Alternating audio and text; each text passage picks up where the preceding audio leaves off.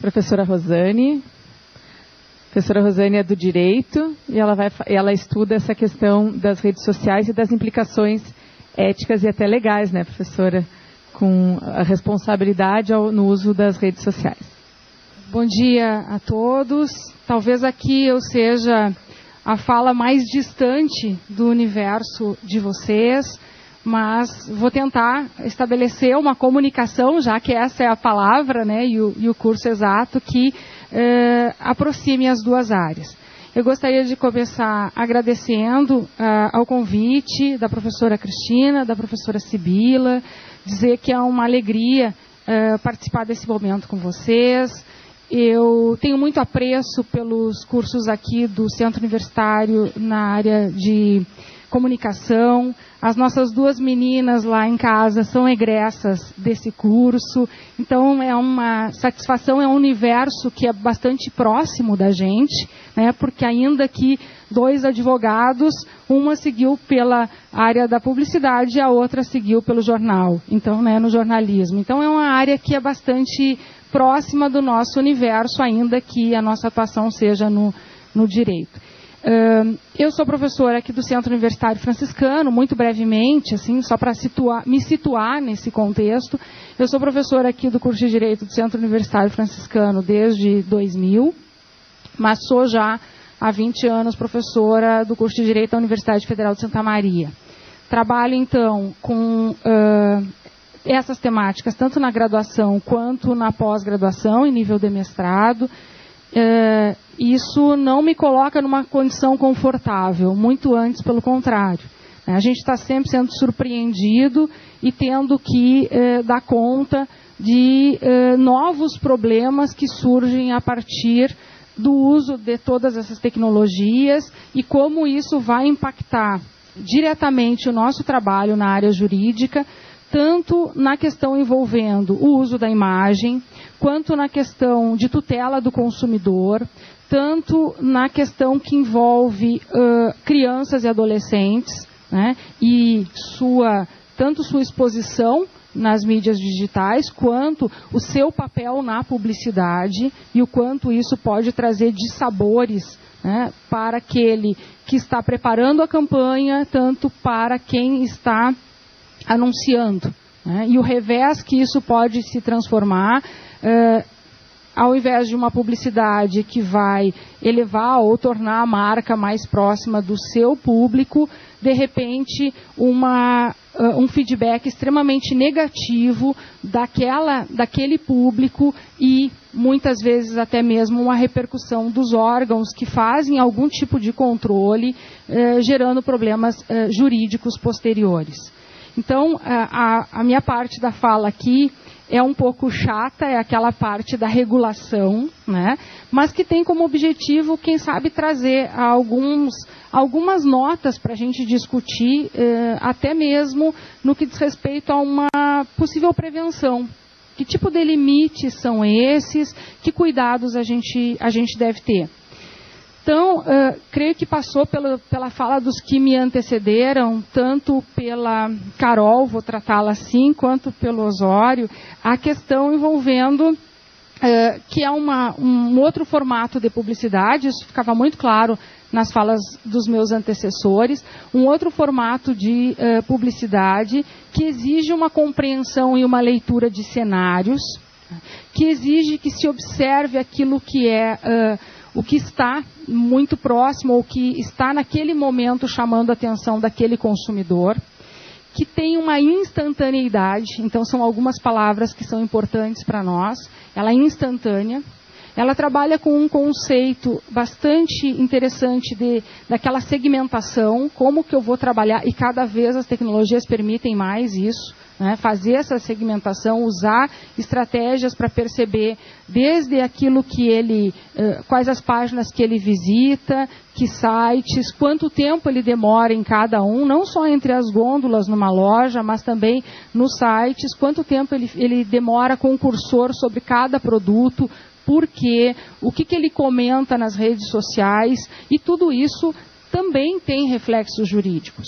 Se para o publicitário isso é muito interessante no sentido, bom, eu vou conhecer o meu público, eu vou ter um feedback muito rápido do que o meu público está dizendo e quem sabe vou conseguir ampliar ainda, dependendo de alguma estratégia publicitária, aquilo que aqueles clientes, ou captar novos clientes, o que é desejável, especialmente em tempo de crise. Por outro lado, nós temos algumas questões aí a enfrentar, né? Da própria discussão acerca da intimidade, da privacidade desse usuário, desse internauta, né, que afinal, né, tem por trás de todo esse processo de segmentação, que pode ser muito interessante sob o ângulo da atividade do publicitário, né, daquele que trabalha na comunicação, tem a questão da privacidade, da intimidade, da navegação por parte daquele que está sendo monitorado pelas empresas, né? E essa é uma discussão para nós muito cara e que não começa com isso. Essa é a discussão mais recente, mas que começa com aquelas questões envolvendo o e-mail marketing, que era enviado, né, o spam, o e-mail marketing, que era enviado sem que a pessoa solicitasse. E isso já de tempos muito antigos, e a gente, ainda que a publicidade nesse meio seja muito nova, a evolução foi tão rápida nos últimos anos que determinadas matérias rapidamente elas são enfrentadas e passam a ser vencidas, ou a gente começa a achar outros instrumentos para resolver o problema. No caso do e-mail marketing, hoje ninguém discute isso na nossa área jurídica. Por quê? Por que não tem essa questão mais do spam? Porque um código de autorregulamentação do segmento das empresas, enfim, passaram a utilizar aquela estratégia de que a pessoa pode clicar na mensagem e dizer que ela não quer mais recebê-la. Então, diante disso, né, os tribunais passaram a entender o quê? Isso não gera mais nada que vá autorizar um pagamento de danos morais para o usuário, por exemplo. Ele está sendo incomodado, ele está recebendo muitos e-mails, isso está superlotando a sua caixa, está levando o tempo dele para apagar aquelas mensagens.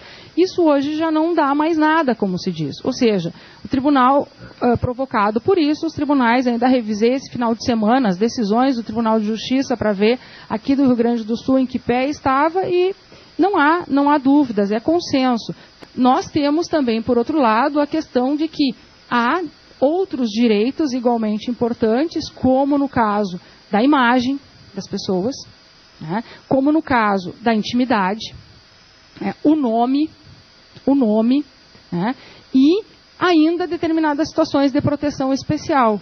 E aí nós teríamos a proteção do consumidor, que o Estado se compromete em tutelar, e tanto é assim que nós temos o Código de Defesa do Consumidor. E nesse aspecto, interessa especialmente a vocês 3 dispositivos aí do Código de Defesa do Consumidor, né? O artigo 36, que determina que a publicidade ela tem que ser transparente, né? Ela tem que ser clara, transparente, ela não pode ser subliminar, e isso não é estranho aos profissionais da área de vocês, porque isso está no Código de Autorregulação de vocês, isso está também no Código de Ética, né? Lá pelos artigos 20, por ali, nós temos essas previsões. Então, a clareza da publicidade, né, que é necessária. Pois no Código de Defesa do Consumidor nós também temos isso. E nós agregamos outros 2 elementos ali, que interessam. A publicidade enganosa e a publicidade abusiva. Então, nós temos ainda essas balizas, sem falar em outra questão que interessa também aqui, que é a exposição de crianças e adolescentes. E aí nós temos o artigo 226 da Constituição Federal, e isso nos remete para o Estatuto da Criança e do Adolescente. Então, vejam que, ainda que sejam áreas diferentes, infelizmente a minha área parece que vem para limitar um pouco a criatividade ou para colocar algumas balizas. Isso não pode, isso tem que cuidar, né? E quando isso não é observado, a gente tem determinados problemas que, por vezes, acabam gerando um efeito negativo. O anunciante tem que retirar aquela publicidade, tem que pedir desculpas públicas, aquilo gera um comentário extremamente negativo nas redes sociais, porque tem isso. Rapidamente a gente atinge o público, só que rapidamente vem o feedback e o público não perdoa. né? O público não perdoa. E aí o efeito é negativo. Aquilo que se queria para enaltecer os valores, as qualidades daquela marca, rapidamente se tornam, né, num testemunho negativo e numa verdadeira campanha contrária àquela marca. Que, ainda que as pessoas não tenham visto a publicidade, elas vão atrás da publicidade para ver.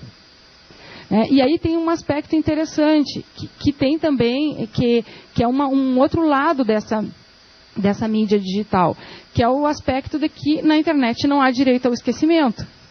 Né? Porque alguém salvou, alguém vai compartilhar, está em algum lugar. Mesmo que o anunciante retire, mesmo que ela não seja para a mídia digital, para a televisão, para as mídias tradicionais, mesmo que ele retire, aquela publicidade vai estar na internet e vai perpetuar aquela situação negativa daquela marca. Então é uma publicidade que ninguém quer, não é desejável. Né? Porque eu ainda estava revisando enquanto estava ouvindo os colegas. Né? A gente encontra tranquilamente na internet as publicidades que foram gafe em 2016, as que foram gafe em 2015, as que foram gafe em 2014 e assim sucessivamente. Ou seja, não há direito ao esquecimento. E o que acontece, especialmente se a gente considerar que teve uma empresa por trás, né, fazendo? Certamente aquela empresa, né, não vai ficar muito bem com aquele cliente, quiçá vai perder aquela conta ou outras tantas. Então, é uma questão que a gente tem que cuidar, tem que ter um pouco de atenção, porque às vezes demora muito para construir uma imagem. Até mesmo profissionais, na nossa área, como professor, como advogado, enfim. Mas em um deslize de um clique, agora é um clique, pode não ter retorno e a imagem vai por água abaixo ou fica abalada. Então, são alguns cuidados que a gente tem que ter. Então, assim, vou tentar, dentro desse universo, já usei aí 15 minutos quase do meu tempo, fazer um rápido recorrido por alguns aspectos da legislação, a partir de alguns exemplos, e depois, se alguém tiver interesse, a gente se coloca na hora do debate, né, dentro dos interesses de vocês, porque, de repente, eu pensei alguns elementos que poderiam interessar, mas a gente nunca sabe, porque a comunicação é um fenômeno de dupla face, de dupla mão. Uma coisa é o emissor, né? Mas tem que ver como isso chega no destinatário. Então, daí, eu acho que é mais interessante ver como é que vocês vão interagir com os elementos que eu separei aqui. Primeira questão é, o primeiro grande cuidado, eu acho que é a clareza na publicidade. Né? A clareza, a transparência na publicidade. Né? Ela tem que estar clara que é uma publicidade e nós vamos ter alguns problemas com relação a isso. Né? Exemplo típico de problema com relação a isso que passou a preocupar a nossa área jurídica e que, inclusive, é de vocês, porque o CONAR fez uma advertência às blogueiras.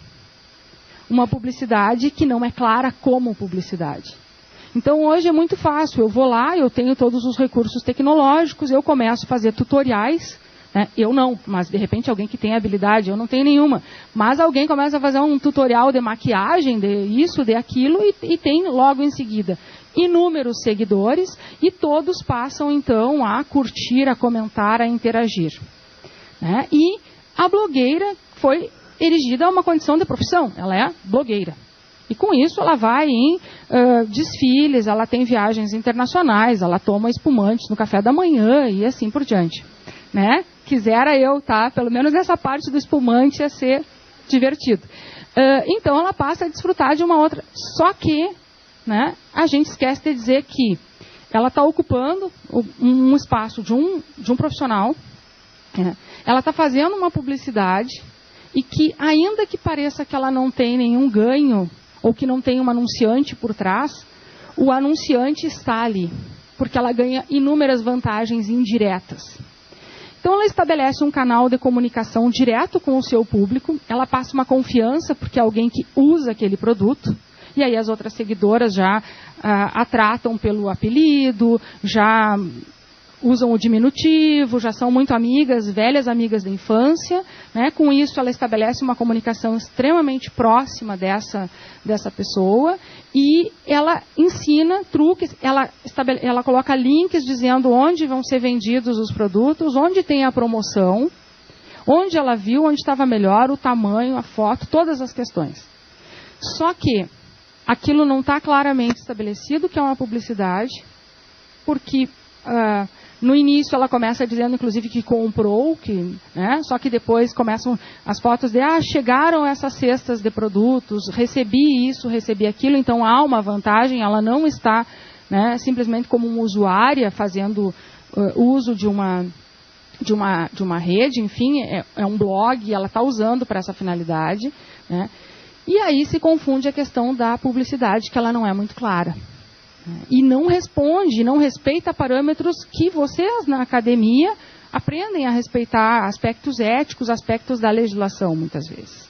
Então, nesse sentido, houve uma série de reclamações para o CONAR. O CONAR, inclusive, advertiu tanto o anunciante quanto algumas blogueiras, né, aquelas que no ranqueamento dos blogs eram as mais bambambam né, que tinha o maior número de seguidores, e elas passaram, não vi depois se elas seguiram fazendo isso, mas estavam fazendo, de indicar que era uma postagem patrocinada naquele momento por aquele anunciante.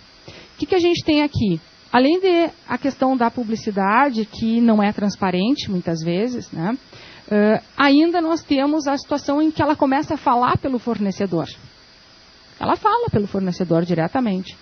Mas ela não está diretamente naquela, pelo menos formalmente naquela cadeia. Né? Muitas vezes a agência a gente consegue identificar, vai responsabilizar a agência, ou o anunciante depois vai se voltar contra aquela agência caso ela cause um problema muito sério à sua marca, possibilidade do anunciante ajuizar uma ação contra a agência em algumas situações. Mas e a blogueira? Que ele não contratou formalmente e que ficou ali falando da marca dele e dando dicas e às vezes truquezinhos de beleza, entre aspas, que podem ser um desastre. Podem ser um desastre, podem causar manchas, pode cair o cabelo, pode fazer uma série de coisas. Então, esse é um problema que a gente tem enfrentado. Né? Uma outra situação de uma publicidade que não é clara, e isso envolveu, se falava antes, a menção do youtuber, há já de muito tempo uma observação dos fornecedores com relação àqueles internautas que tenham maior destaque, isso já desde a época do Orkut, em que algumas grandes marcas elegiam embaixadoras da marca, que faziam contatos, né? A Paula Sibilia, da área de vocês, da comunicação, já reportava isso no espetáculo do Eu lá, fazia... algumas embaixadoras de marcas queriam, então, vender a mesma história, noticiar aquele produto. Muito bem, só que isso começou a ganhar outras dimensões a partir do momento que eu tenho a possibilidade de colocar vídeos no YouTube. E aí nós passamos a ter youtubers mirins. Né?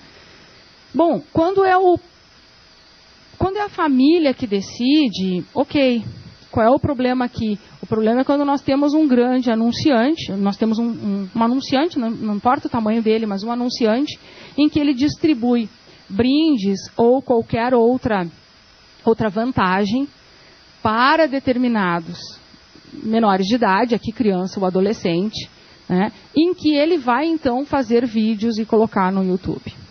E aí nós tivemos problemas, né, inclusive com uma ação que está em fase de tramitação na Justiça Federal, né, que o Ministério Público Federal, que trata dessa questão, representou contra algumas empresas. Né? Dentre elas, SBT, Burger King, McDonald's e outras tantas. Por quê? Porque se valiam dessas estratégias. Então tem que tomar cuidado, porque às vezes pode parecer muito interessante. Eu vou usar essa estratégia. Só que cuidado, porque eu tenho toda uma proteção diferenciada para criança e adolescente, né? Porque eles são considerados hipervulneráveis em virtude da incapacidade civil de compreender. Né? Eles têm uma proteção diferenciada e porque aí a gente tem um problema, tanto de uso da imagem, quanto o problema decorrente às vezes, as vendas casadas. Né? A publicidade anuncia alguma coisa e o prêmio. E aí a pessoa... Típico, o McDonald's faz muito isso. O brinquedo junto com o lanche. Teve inúmeros problemas judiciais em razão disso. Inúmeros. Né? Então, é o tipo de publicidade que acaba não sendo muito produtiva, tendo problemas aí. Né? É claro que às vezes o anunciante chega, imagino eu, deve procurar vocês e deve balizar, nós queremos uma publicidade assim, nós queremos a venda casada, nós queremos isso.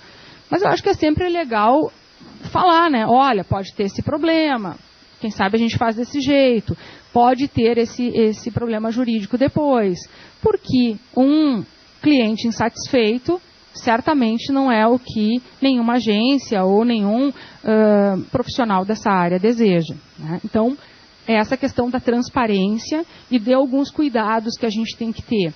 No caso da infância, são maiores os cuidados. Né? Por quê? Porque a gente tem, no artigo 37, no parágrafo 2º do Código de Defesa do Consumidor, especificamente a previsão da publicidade abusiva. E aí a publicidade abusiva vai envolver tanto aquela que explora a inocência, e aí poderia ser essa questão do... Né, estimula comportamentos negativos, e aí tem desde algumas coisas em jogos que às vezes aparecem, nos jogos, alguns comportamentos negativos, às vezes incentivam, porque se a gente vai falar da publicidade na internet, ela vai estar em jogos, ela vai estar lá nas redes sociais, ela vai estar no YouTube, em vários locais, né, em vários ambientes diferentes. Então, que explora essa questão da inocência, né, induz a comportamentos que sejam negativos, que sejam contrários à saúde, ou que sejam incompatíveis com a idade. E aí nós temos, de novo, algumas questões. Por exemplo, houve problema com a Valizer, com aquela publicidade do meu primeiro sutiã. Né? Houve problemas com... e aí, num primeiro momento, a gente poderia dizer, não, mas por quê? Que moralismo? Né? Mas, enfim, nós temos uma situação de... colocar a criança numa conotação que é típica e numa pose, enfim, trejeitos e com peças que são típicas do adulto. E aí nós vamos ter de um lado, queimar etapas e incentivar comportamentos típicos de adultos, que ainda que a família decida de repente que vai permitir, bom, isso é uma decisão no âmbito familiar, mas que não poderia ser em certa medida, né, incentivada, digamos assim. E também porque a gente tem um problema muito grande em virtude do próprio crime de pornografia infantil. Porque num primeiro momento vocês poderiam dizer, mas que bobagem, que moralismo. Mas nós vamos ter a configuração da pornografia infantil lá no 241 do Estatuto da Criança e do Adolescente, tanto por imagens reais, quanto por simulações. Então, é muito fácil hoje, com a tecnologia, eu pegar a imagem lá da menininha com a lingerie e transformar aquela imagem para outras finalidades. Né?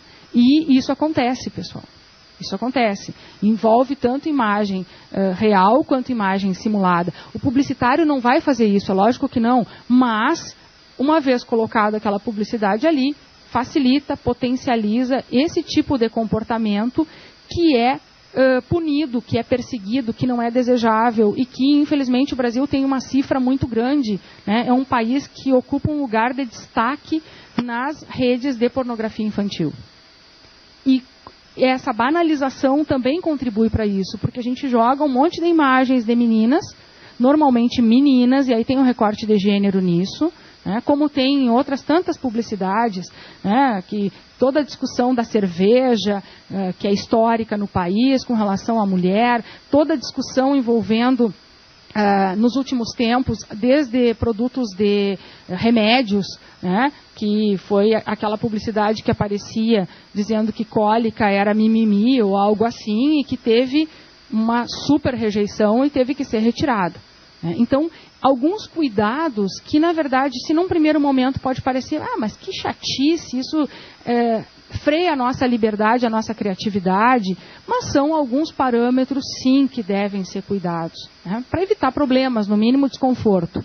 Então, uma questão do uso de peças íntimas não são destinadas a um público infantil, a questão envolvendo alguns slogans, como a Lilica utilizou, né, use e lambuze, que a Lilica Ripilica, que era muito a conotação de use e abuse, e que o Instituto Alana, não sei se vocês sabem, mas é um instituto que se destina a fazer todo um acompanhamento de questões envolvendo criança, publicidade e consumo, e eles estão sempre em cima. Eles têm termos diretos de cooperação com o Ministério Público Federal. Essa é uma matéria que cai para o Ministério Público Federal fazer as representações, porque nós temos uma Convenção Internacional dos Direitos da Criança, e é um tratado internacional firmado, então a competência para discutir essas questões e propor essas questões é do Ministério Público Federal, e eles são muito incisivos nesse sentido. Então, aí, vez por outra, acaba lá uma ação ou um termo de ajustamento de conduta, porque vai o Ministério Público e procura a empresa e propõe ajustar a conduta para evitar o ajuizamento em virtude, né, e pelo menos isso gera uma dor de cabeça. Isso talvez até não evolua para um processo, mas gera uma dor de cabeça que, em certa medida, entendo eu, que respinga em quem criou aquela campanha, porque afinal pagou por aquela campanha e o profissional tem que respeitar alguns princípios e algumas balizas regulatórias. Então, aconteceu mais recentemente com a CIA também, que tinha uma campanha que era clique e abuse. Eles fizeram um slogan muito infeliz, porque sugeria infelicidade, sugeria exploração, né, infanto-sexual, enfim, e aí eles retiraram e só ficou clique aqui. Então, às vezes, nesse afã de acompanhar esse mercado que é tão rápido, tão ágil e pede respostas tão rápidas, e tudo se acelera, porque o cliente também quer rapidamente, tem que entrar aquilo na mídia naquele momento, enfim, às vezes isso faz com que não se pense em alguns públicos que são especiais, né? E aí nós temos que ter cuidado com a questão da criança e adolescente, nós temos que ter cuidado com alguns públicos que têm, né, a questão racial, tem que tomar muito cuidado. Muito cuidado. A questão de gênero, especialmente as publicidades que têm como foco a mulher ou que elas precisam ser muito pensadas. Às vezes uma palavra em falso vai lá e gera toda uma polêmica desnecessária, né? O que envolve animais, vi de toda a campanha da Arezzo naquele ano, que acabou sendo um desastre, porque se utilizou e teve que retirar os produtos, inclusive. Né? Não só a campanha teve problema, mas o próprio produto, e aí as duas coisas correram meio juntas e teve problema, né? Então, cuidar esse público do artigo 37, que são os considerados hipervulneráveis, o 37 do Código de Defesa do Consumidor. Cuidar também para não, às vezes é uma frase de efeito, uma palavra que vai, né, enaltecer o produto, as qualidades do produto. Mas eu sempre digo, olha, pelo menos nessa época agora que vivemos, danoninho não vale por um bifinho. Uma neura ajuizou uma ação, entendendo que o nome da pessoa era Neura, uma professora da rede pública de ensino, cujo nome era Neura, e é uma gaúcha, aqui do Rio Grande do Sul, essa situação. Eu até relacionei aqui o número da decisão. Eu não quis projetar para não ficar muito chato, inclusive as imagens que trouxe, enfim. Mas esse caso da Neura, deixa eu só ver. Ela pediu uma indenização por danos morais. É um julgado que foi considerado improcedente, agora de outubro de 16, proveniente de Caxias do Sul. Uma professora de lá, né, ajuizou a ação porque entendeu que foi usado o nome dela naquela campanha publicitária e que ela tinha sofrido uma série de chacotas e sido objeto de uma série de gozações dos alunos em todos os lugares, que todo que ela chegava, ela dizia o nome, as pessoas olhavam para ela e diziam Choneura, e que ela tinha se sentido, né? O Poder Judiciário entendeu que não havia problemas aí, que era uma expressão de largo uso que as pessoas sabiam que, quando alguém está com um comportamento muito, né, se diz, eu estou com neura, e então que isso não era ofensivo, que não estimulava nenhum tipo de comportamento e que, portanto, era um mero dissabor. E um mero dissabor, um aborrecimento do dia a dia, não enseja, não gera pagamento de danos morais, né? No caso do Luiz Augusto, não tinha aparecido nada no Poder Judiciário, pelo menos eu não encontrei. Mas o CONAR, então, entendeu interferir naquele caso, né?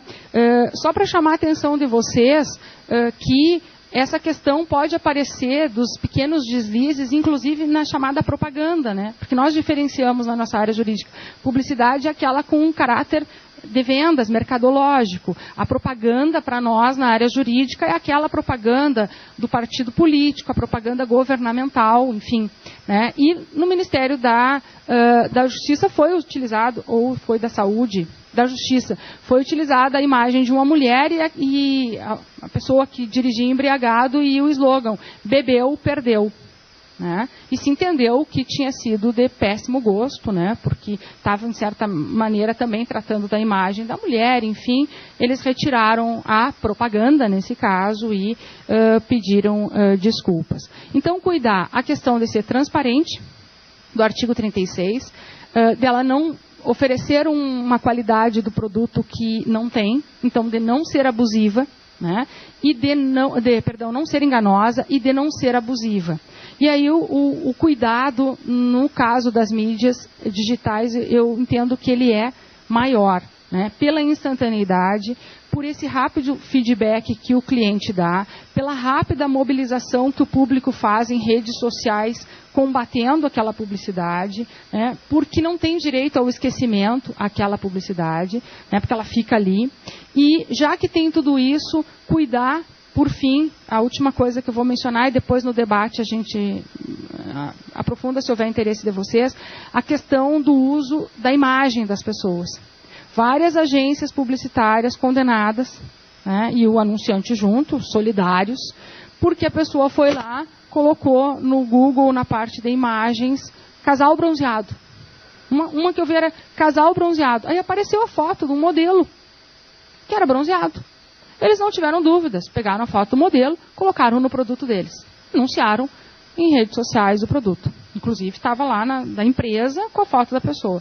A pessoa era um modelo, aquela foto era de um outro contrato, que ele tinha cedido temporariamente a imagem para outra campanha publicitária.